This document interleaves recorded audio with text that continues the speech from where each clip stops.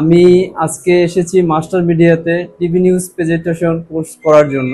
আজকে আমার প্রথম ক্লাস মাস্টার মিডিয়াতে।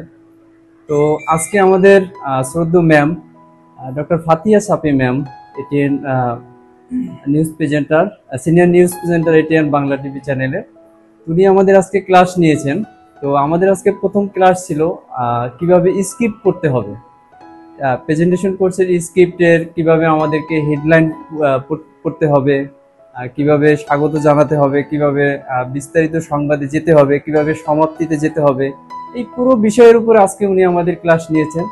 এবং উনি অত্যন্ত আন্তরিকতার সহিত ক্লাসটি নিয়েছেন এবং কোথায় আমাদের উচ্চারণের সমস্যা, কোথায় থামতে হবে, কোথায় আমাদেরকে সঠিকভাবে উচ্চারণ করে নিউজকে আরো প্রাণবন্ত করে তুলতে হবে, এইসব বিষয়ের উপর টোটালি উনি আমাদেরকে খুব সুন্দরভাবে বিশ্লেষণ করে আমাদের ক্লাসটি সম্পন্ন করেছেন।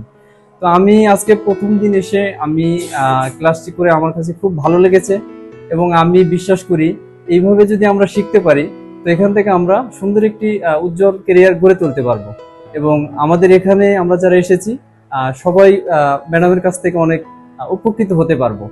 তো আমি আজকে প্রথম ক্লাসে ম্যাডামকে পেয়ে খুবই মানে লাকি মনে করছি নিজেকে।